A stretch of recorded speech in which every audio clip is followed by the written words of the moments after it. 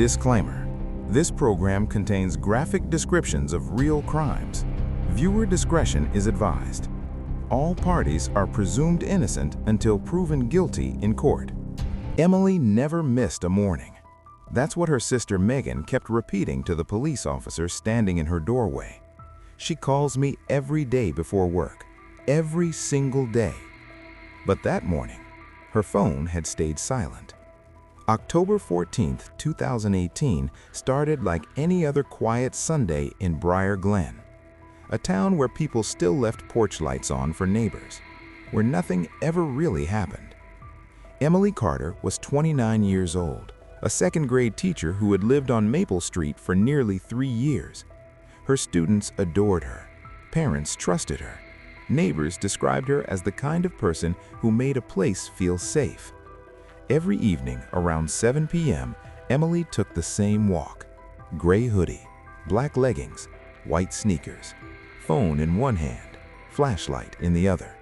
It was her routine, and routines don't usually end in disappearances. But on the night of October 13th, Emily never came back. The last confirmed sighting came from a neighbor's security camera at exactly 7:12 p.m. The footage showed Emily walking past the end of Maple Street toward the wooded trail that bordered the neighborhood. She looked relaxed, unhurried, unaware that it would be the last time anyone saw her alive. By 8:30 p.m., Emily's porch light was still on. Her sister later said Emily always turned it off before going to bed. By morning, her phone went straight to voicemail. By 8:05 a.m., the school had already called Megan. By 9:10 a.m., Megan was unlocking Emily's front door. The house was quiet, too quiet. Nothing looked wrong. Her purse sat neatly on the kitchen counter. Her keys hung on the wall hook beside the door. A half-finished cup of tea sat cold on the table.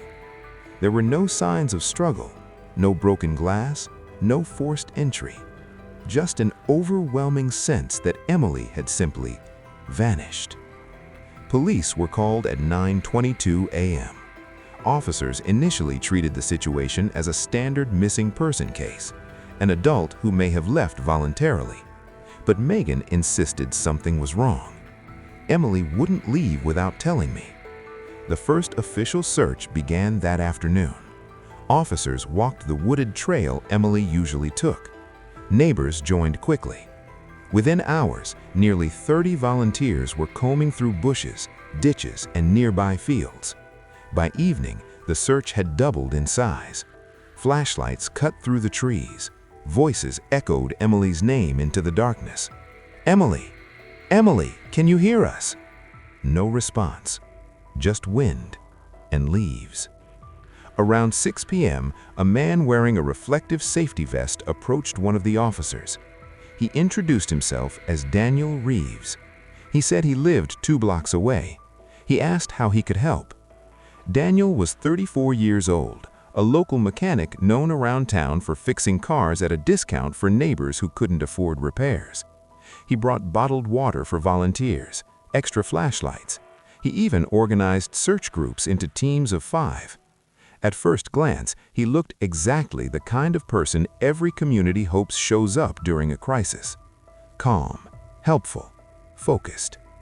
Emily's sister Megan remembered him offering her a bottle of water when she started crying near the trail entrance. "We're going to find her. We're not giving up." Search efforts continued into the night. Tracking dogs were brought in just after midnight. The dogs followed Emily's scent down the trail, then stopped suddenly near the edge of the woods. Handlers tried again. Same result. The scent ended abruptly, as if she had simply vanished from that exact spot. The area was searched repeatedly. Volunteers spread out in lines. Daniel was among them, shining his flashlight between trees, calling Emily's name louder than most. By day 2, drones were deployed. Thermal cameras scanned the tree line. Local news crews arrived. Headlines spread across nearby counties. Teacher missing after evening walk. More volunteers showed up. Daniel returned again. earlier than many, already wearing his vest, already carrying supplies. He began suggesting areas that hadn't yet been searched, offering to guide groups deeper into the wooded sections behind the service road. Officers appreciated the help. The town appreciated the effort. Emily's family appreciated anyone willing to keep looking. But something about Daniel stood out to one detective. Not anything obvious, just a feeling. Daniel never asked if Emily might still be alive. He only asked where officers had already searched. That detail was noted, but not acted on, because at that moment, everyone still believed this was a rescue mission. By the third night, exhaustion began setting in. Rain clouds gathered overhead. Volunteers grew quieter. Hope started fading into worry. Daniel, however, remained energetic, encouraging others to keep moving, keep searching, keep believing. At one point, he told a small group near the trail, "She's out here somewhere. We just haven't looked in the right place yet." No one questioned him. Why would they? He was helping. He was dedicated. He was there from the beginning. And in a town like Briar Glen, trust came easily. No one yet realized the person leading some of the searches already knew exactly where Emily was. By the fourth day, the rain finally came. What started as a light drizzle quickly turned into a steady downpour that soaked the woods and turned the narrow trails into slick paths of mud. Search efforts slowed. Some volunteers went home, but not Daniel Reeves. He showed up before sunrise, again, wearing the same reflective vest, carrying more bottled water, more flashlights, more determination than anyone else on the trail. "He wouldn't give up on us," one volunteer later recalled. "He kept saying Emily was still out there." That morning, officers shifted focus. Emily's phone data had finally been processed. Her last signal had not come from the main walking trail. Instead, it pinged near an abandoned service road that ran behind the wooded area, a place overgrown with weeds, rarely used, and unknown to most residents, like Daniel Reeves. When search teams were redirected to the service road, Daniel was one of the first to volunteer for that group. He insisted on helping, insisted on leading. The path was muddy and narrow, branches hung low, visibility was poor. The rain washed away footprints. Volunteers moved slowly, scanning the ground for anything unusual. For hours, nothing. No phone, no clothing, no signs of Emily. By late afternoon, officers called a temporary halt due to worsening weather. Most volunteers left, but not Daniel. He remained near the trail entrance, speaking with officers, asking what the next step would be. He suggested expanding the search further east the next morning, away from the service road. At the time, it sounded helpful, logical. No one questioned his suggestion. That night, the rain continued, heavy, relentless. If there had been any physical evidence left behind, it was likely being washed away. Day 5 brought colder air, fewer volunteers. Fatigue was starting to take hold. Emily's family sat near the command tent, wrapped in blankets, waiting, watching every group that returned from the woods, hoping someone would bring good news. Daniel approached Megan again that morning. He handed her coffee, told her quietly, "We're going to find her, I promise." Megan later said his voice sounded steady, certain, almost too certain. By day 6, investigators made a decision. They began reviewing volunteer sign-in sheets, mapping who had searched where and when. One name appeared on nearly every list: Daniel Reeves. Morning shifts, night searches, trail teams, service road sweeps. He had been everywhere.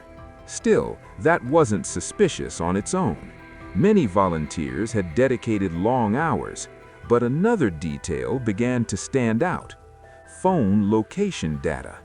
Detectives pulled tower pings from nearby carriers.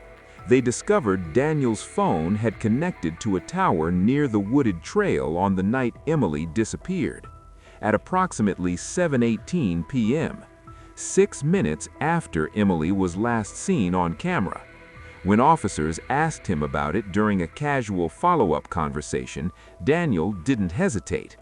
"I went for a drive, just needed some air." He claimed he had parked briefly near the trail, but couldn't remember exactly why. Detectives noted the inconsistency. Earlier, Daniel had told them he was home watching television that entire evening. The contradiction was subtle, but now it mattered. Investigators continued looking into his background. Daniel had lived in Briar Glen for over a decade. No violent criminal history, no arrests, no complaints. By all accounts, he was quiet, kept to himself, worked long hours at his mechanic shop. But when detectives reviewed his digital records, they found something disturbing. 2 days before Emily vanished, Daniel had searched. How long does phone GPS tracking stay active after shutdown? And can rain destroy DNA evidence outdoors? The searches were time-stamped late at night from his home computer. Individually, they could have meant anything. Together, they raised alarms.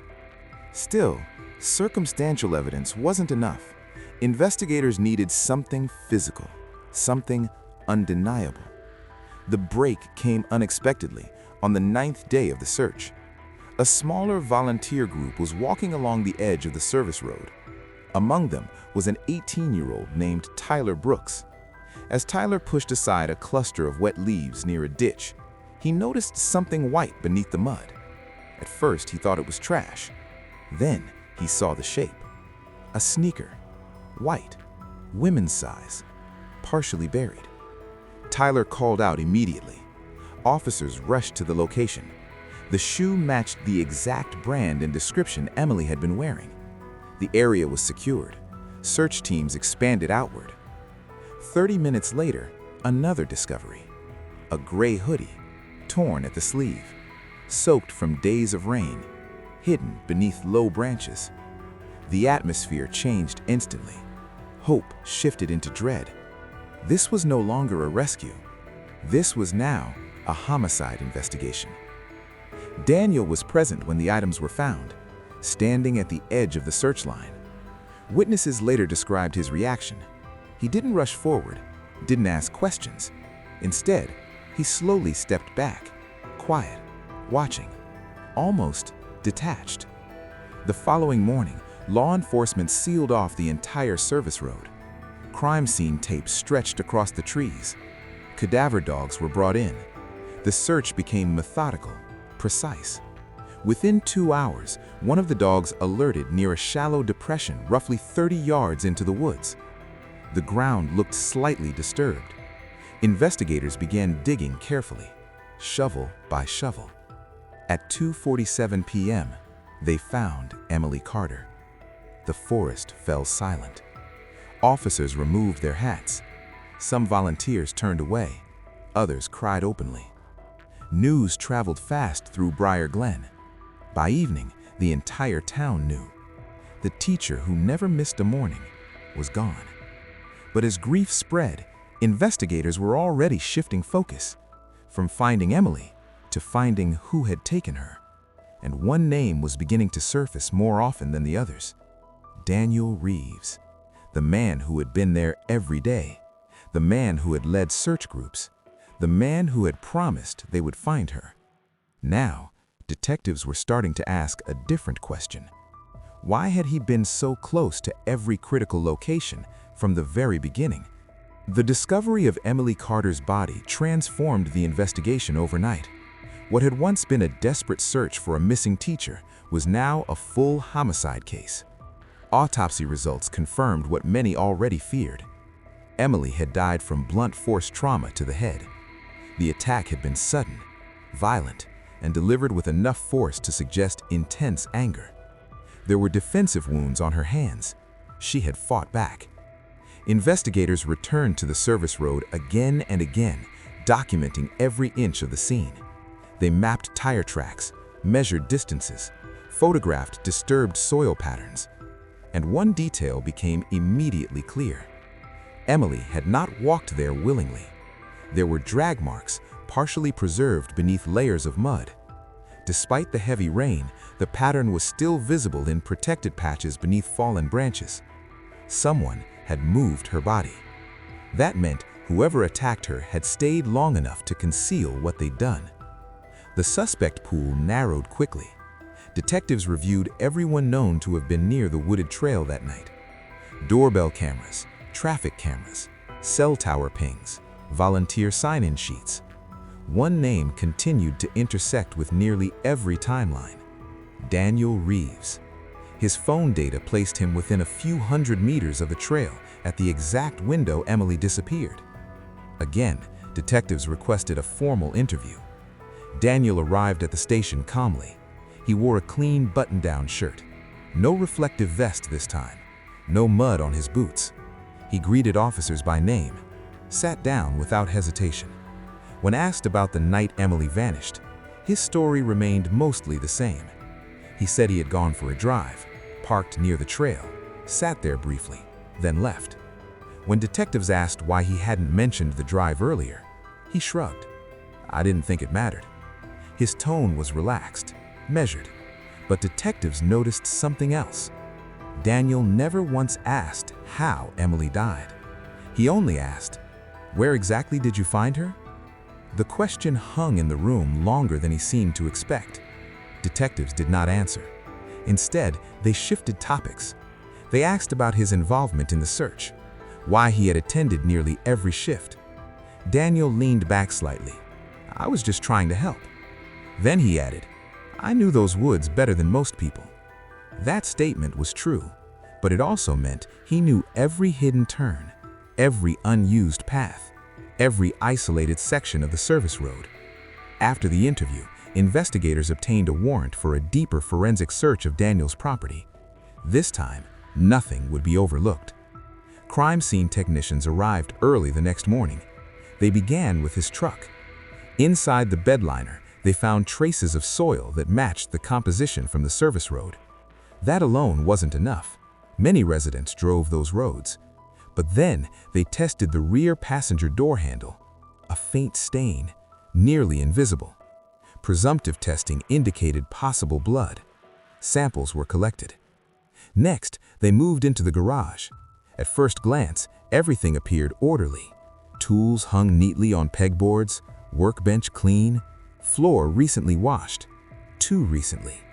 Investigators used luminol. Within seconds, faint patterns began to glow across the concrete.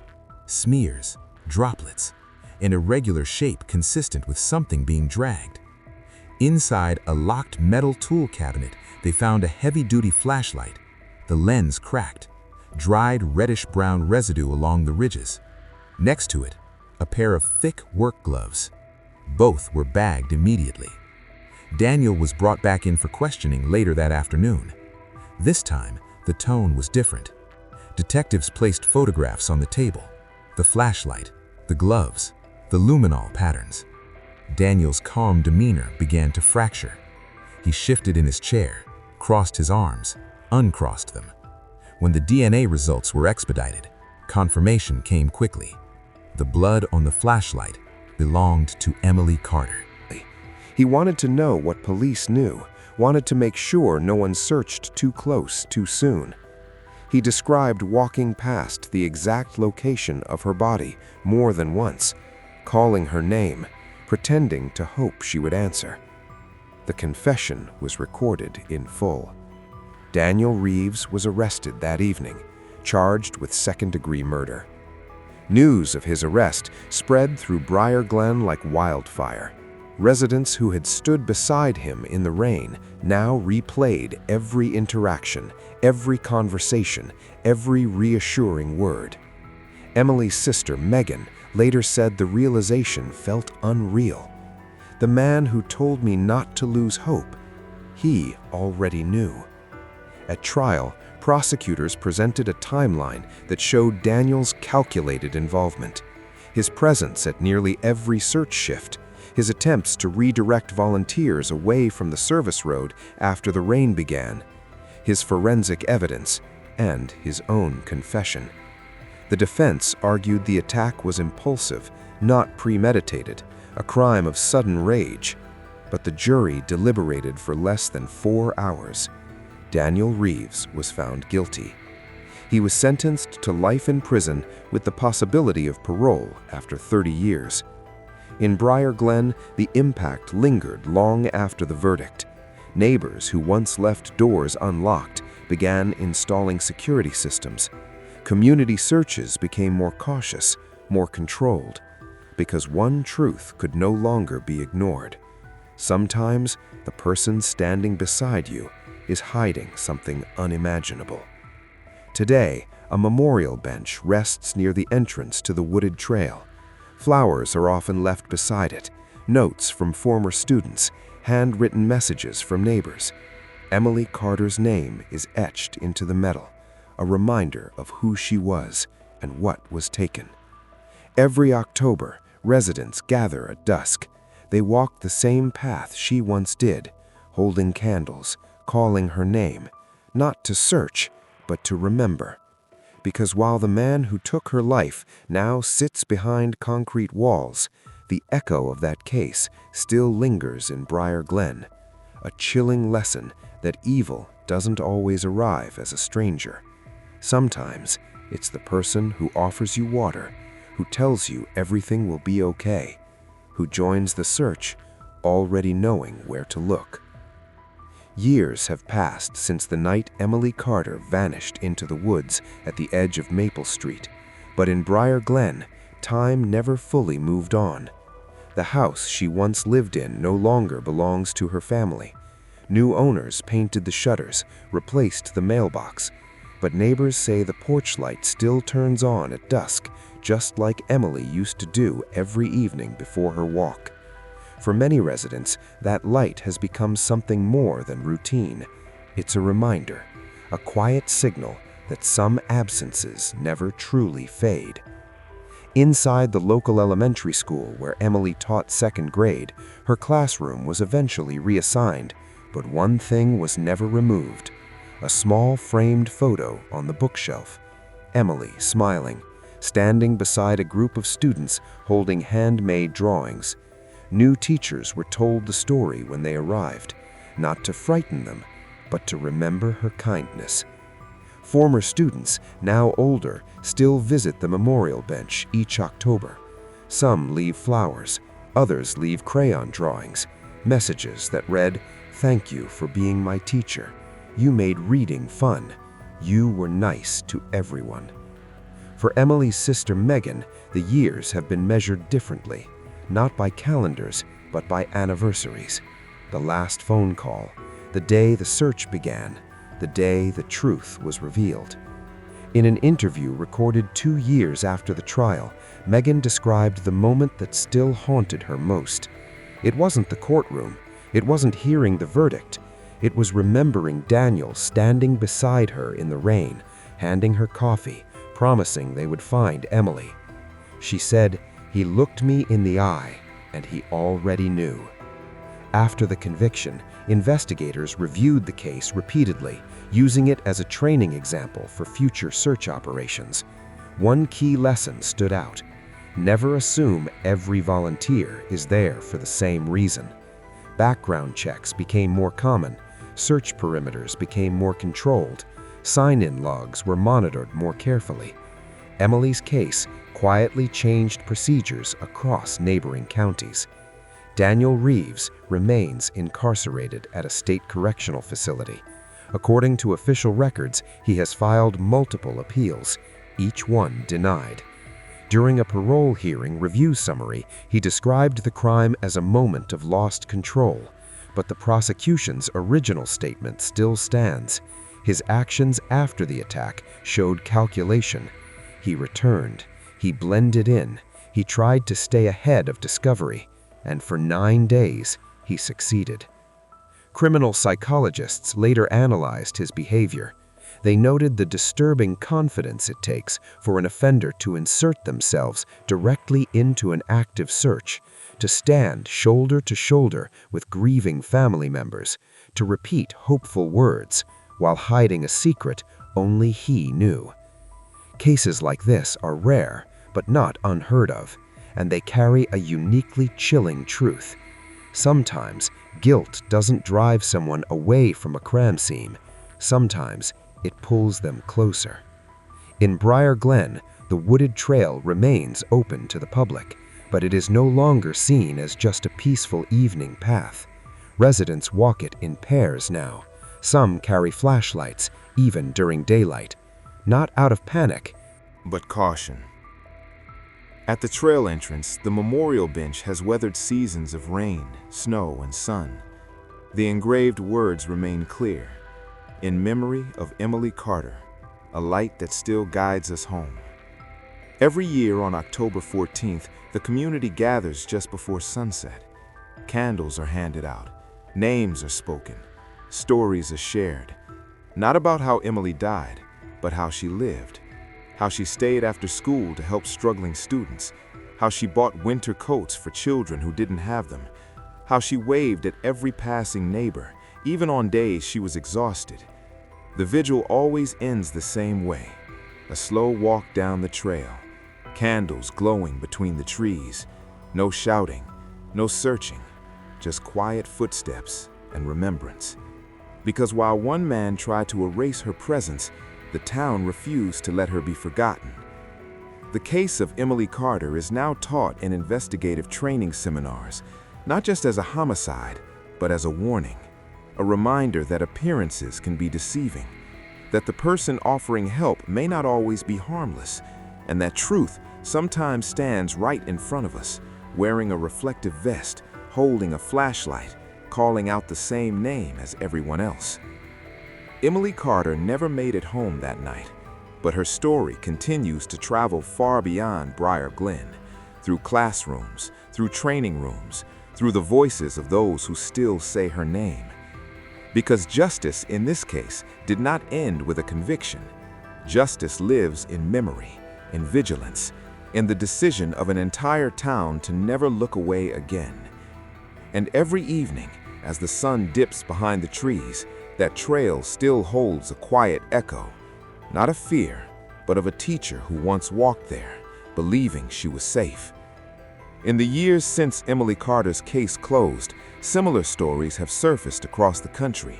Different towns, different victims, but the same haunting pattern.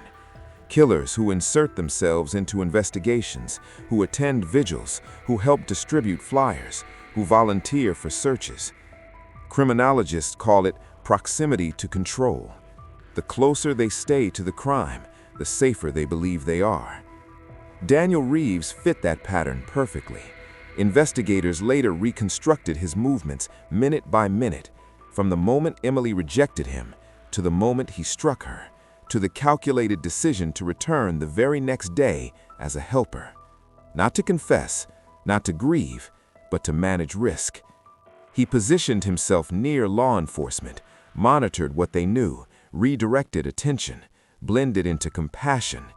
It worked longer than it should have, and that reality unsettled even seasoned detectives. One investigator later admitted, if it hadn't been for that shoe, we might have searched those woods for weeks. Evidence, they said, doesn't always disappear. Sometimes it waits. Daniel's appeals continue to fail. Each denial brings another quiet headline, another reminder to Briar Glen that the case is technically over, but emotionally unresolved. Emily's parents eventually moved away. Too many memories, too many reminders. But Megan stayed. She volunteers with missing person organizations now, helps families prepare search flyers, teaches them what questions to ask, what details matter, what behaviors should never be ignored.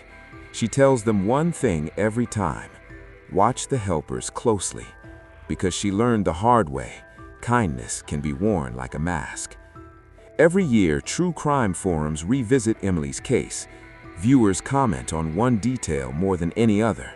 Not the violence, not the trial, but Daniel standing in the rain, offering hope, standing inches away from the truth.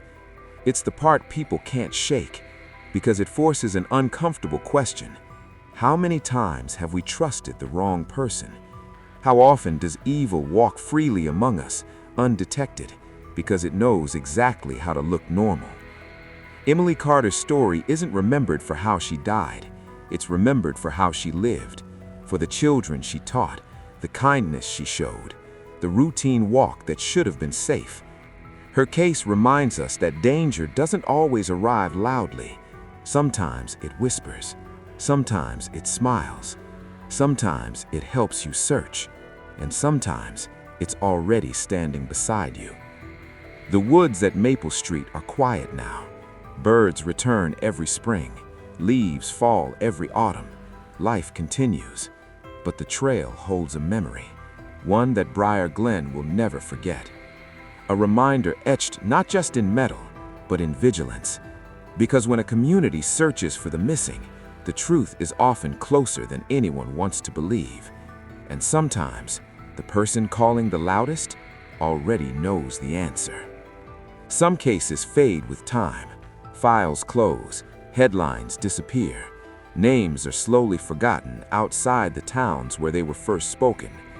Emily Carter's case never fully did. Because what happened in Briar Glen wasn't just a tragedy, it was a betrayal that unfolded in plain sight.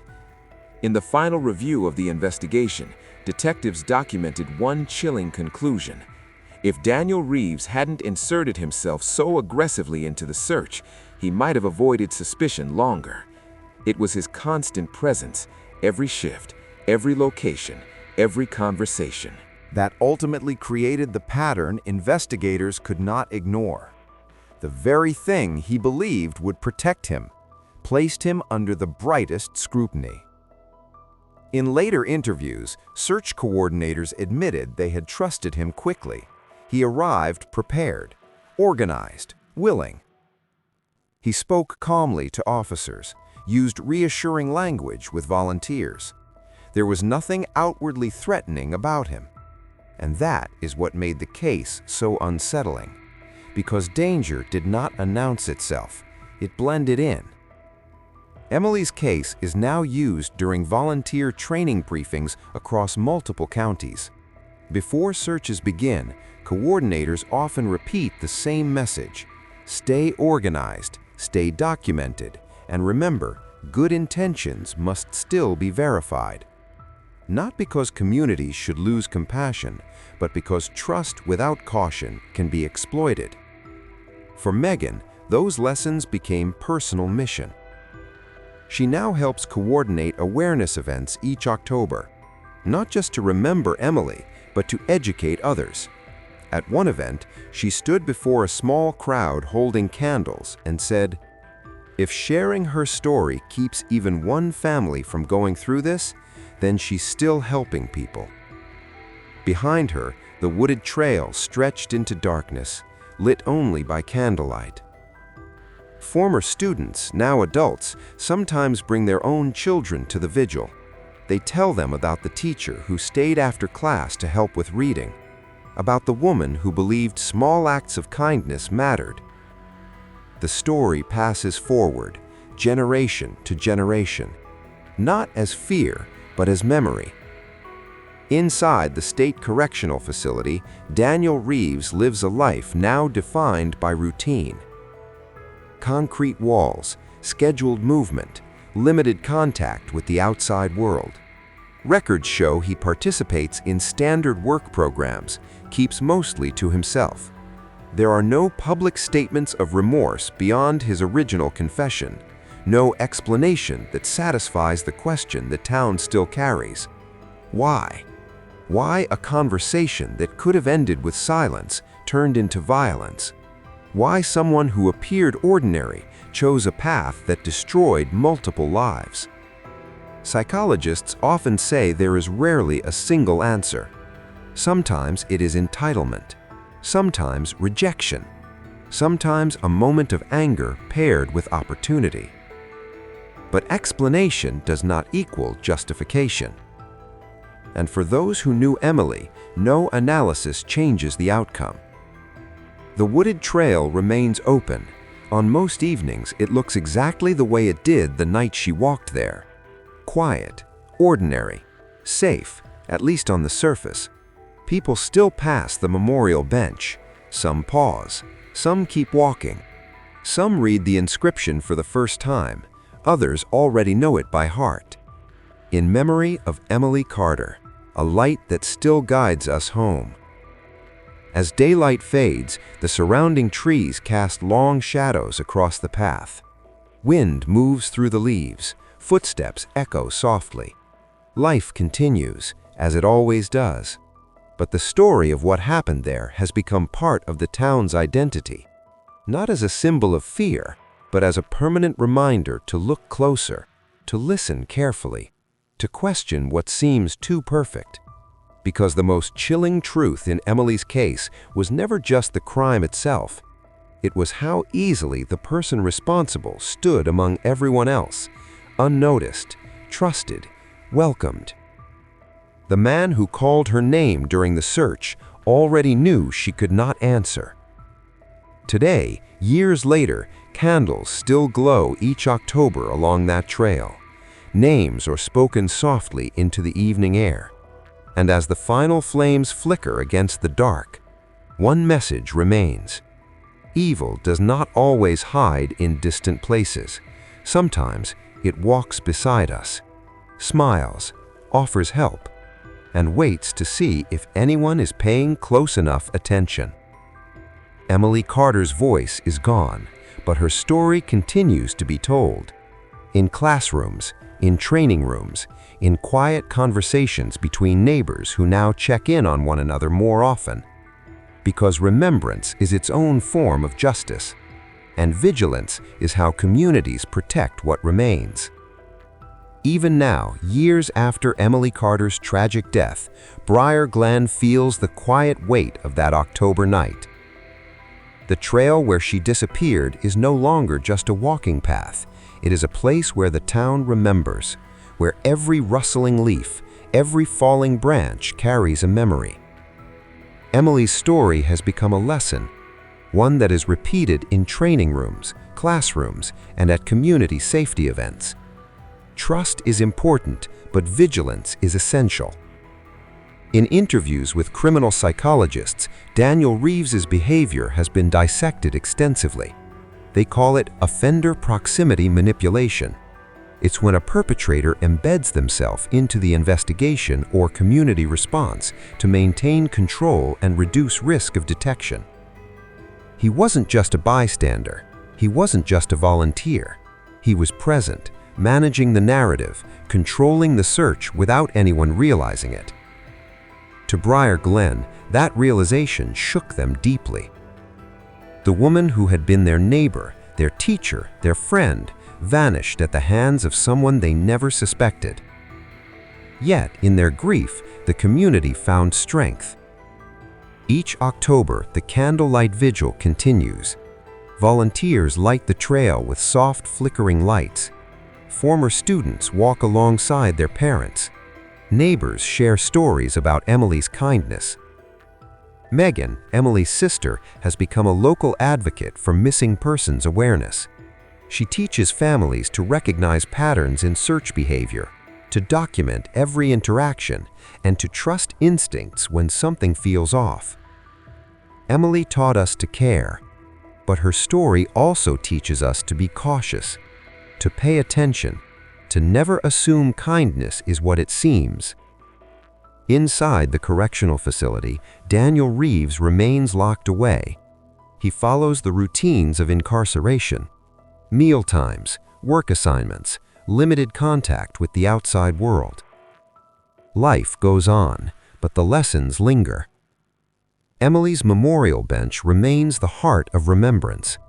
On it, messages are left, drawings, letters, flowers. Names are spoken each year, soft echoes carried by the wind. Her story travels beyond Briar Glen, through podcasts, documentaries, and investigative seminars. She becomes a symbol, not of fear, but of resilience. And the most haunting reminder remains: the person you least suspect may be watching, may be guiding, may even be calling out the name of the very person they harmed. The trail is quiet again tonight. Leaves drift softly to the ground. Candles flicker in the distance. Evil does not always hide in distant places. Sometimes it walks beside us, smiles, offers help, and waits to see if anyone is paying close enough attention. Emily Carter's voice is gone, but her story continues to be told. In classrooms, in training rooms, in quiet conversations between neighbors who now check in on one another more often. Because remembrance is its own form of justice, and vigilance is how communities protect what remains. Even now, years after Emily Carter's tragic death, Briar Glen feels the quiet weight of that October night. The trail where she disappeared is no longer just a walking path. It is a place where the town remembers, where every rustling leaf, every falling branch carries a memory. Emily's story has become a lesson, one that is repeated in training rooms, classrooms, and at community safety events. Trust is important, but vigilance is essential. In interviews with criminal psychologists, Daniel Reeves's behavior has been dissected extensively. They call it offender proximity manipulation. It's when a perpetrator embeds themselves into the investigation or community response to maintain control and reduce risk of detection. He wasn't just a bystander. He wasn't just a volunteer. He was present, managing the narrative, controlling the search without anyone realizing it. To Briar Glen, that realization shook them deeply. The woman who had been their neighbor, their teacher, their friend, vanished at the hands of someone they never suspected. Yet, in their grief, the community found strength. Each October, the candlelight vigil continues. Volunteers light the trail with soft, flickering lights. Former students walk alongside their parents. Neighbors share stories about Emily's kindness. Megan, Emily's sister, has become a local advocate for missing persons awareness. She teaches families to recognize patterns in search behavior, to document every interaction, and to trust instincts when something feels off. Emily taught us to care, but her story also teaches us to be cautious, to pay attention, to never assume kindness is what it seems.